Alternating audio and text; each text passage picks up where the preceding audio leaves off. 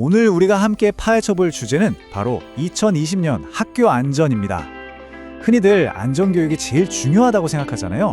근데 오늘은요, 그 어떤 멋진 안전교육 프로그램도 결국은 물리적으로 안전한 학교 시설, 이 단단한 토대 위에서만 제대로 돌아갈 수 있다는 점을 한번 깊숙이 들여다보려고 합니다. 자, 이 질문으로 한번 시작해보죠. 이게 그냥 질문이 아니에요. 2020년에 안전한 학교가 대체 뭘 의미하는지 완전히 새롭게 생각하게 만들죠. 단순히 비 안 새고 금 안 간 건물을 넘어서 진짜 위기 상황에서 우리 학생들, 선생님들 1000명이 5분 안에 빠져나올 수 있느냐? 바로 이걸 묻고 있는 겁니다. 그리고 이 그림이 바로 오늘 이야기의 핵심을 딱 보여주는데요. 아무리 좋은 안전교육, 그러니까 소프트웨어가 있어도요, 그걸 받쳐주는 하드웨어, 즉 안전한 시설이 없으면 다 소용없다는 거죠. 무장애 BF 인증, 성면 없는 환경, 그리고 튼튼한 내진 설계, 이 세 가지 기둥이 든든하게 서 있어야만 그 위에서 하는 교육도 의미가 있는 겁니다. 아니면 그냥 모래성 위에 집 짓는 거죠. 자, 그럼 본격적으로 한번 들어가 볼까요? 먼저 왜 그렇게 하드웨어가 소프트웨어보다 앞서야 하는지 그 이유부터 따져보고요. 그 다음에 시설 안전의 핵심 기둥 세 가지를 하나씩 뜯어볼 겁니다. 그리고 마지막엔 현장에서 바로 써먹을 수 있는 실무자 Q&A로 마무리하겠습니다.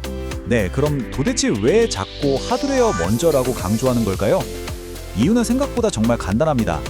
아무리 완벽한 계획을 세워놔도 아주 사소한 물리적인 장애물 하나 때문에 모든 게 물거품이 될 수 있기 때문이죠. 이 실제 사례를 한번 보세요. 왼쪽은 수십 페이지짜리 완벽한 대피 매뉴얼이에요. 소프트웨어는 완벽하죠? 근데 오른쪽을 보니까 방화 셔터 내려올 자리에 청소 카트가 떡하니 버티고 있네요. 결과는 당연히 부적합이죠. 이게 바로 소프트웨어만 믿고 있다가 하드웨어에서 발목 잡히는 전형적인 경우입니다. 자, 이제 그 단단한 하드웨어를 만드는 첫 번째 기둥으로 넘어가 보겠습니다. 바로 무장애, 영어로는 배리어 프리, 즉 BF 환경을 만드는 건데요. 이게 단순히 휠체어 다니기 편하게 만드는 그런 차원의 이야기가 아닙니다.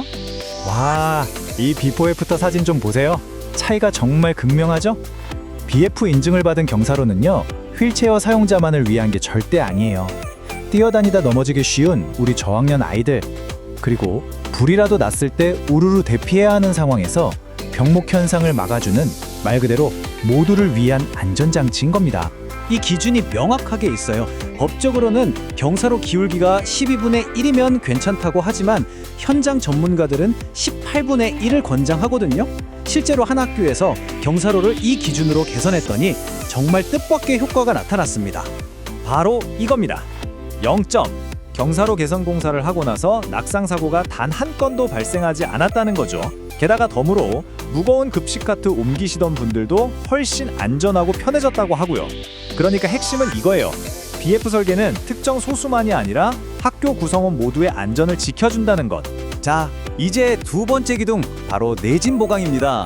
근데 여기서 정말 흥미로운 사실이 하나 있어요. 지진 났을 때 진짜 무서운 건 우리가 흔히 생각하는 건물이 무너지는 게 아니라는 겁니다. 지진이 발생하면요, 사실 가장 큰 위협은 바로 우리 머리 위에서 떨어지는 것들입니다. 건물 기둥이나 보 같은 구조 요소가 무너져서 다치는 경우보다 천장 텍스나 조명, 에어컨 같은 비구조 요소가 떨어져서 다치는 사람이 훨씬 많아요. 우리가 지진 당면 왜 책상 밑으로 들어가라고 가르치겠어요? 바로 이것 때문입니다. 그래서 진짜 전문가들이 알려주는 꿀팁이 하나 있어요. 서류만 보고 내진 보강 완료됐네? 하고 넘어가면 절대 안 된다는 겁니다.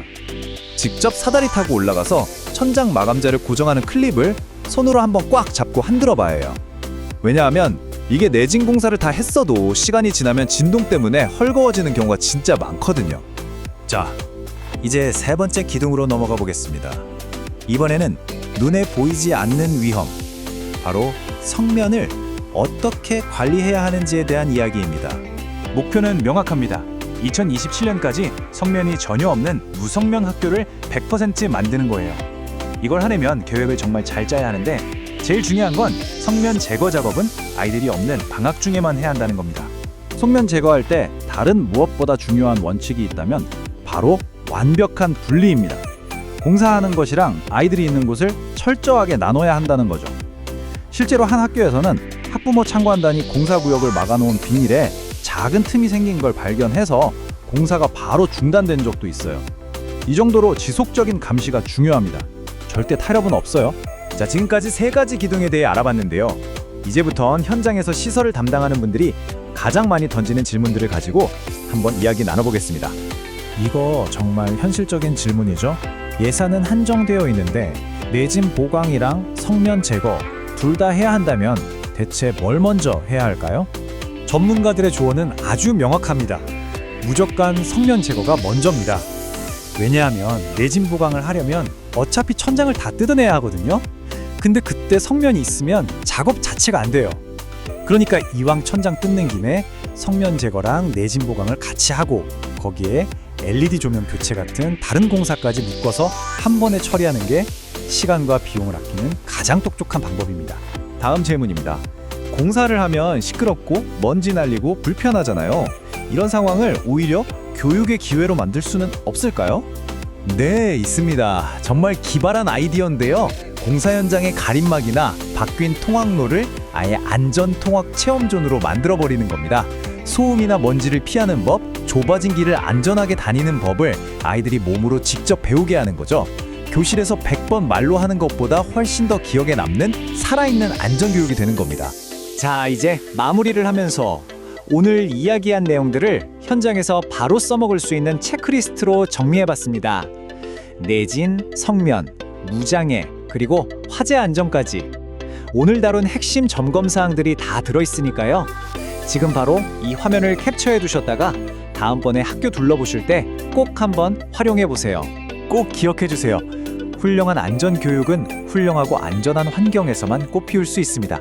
하드웨어가 먼저입니다. 다음 시간에는 아주 사소해 보이는 시설 개선, 배수로 덮개 하나가 어떻게 2가지나 되는 큰 사고를 막아냈는지 그 놀라운 사례를 가지고 돌아오겠습니다. 고맙습니다.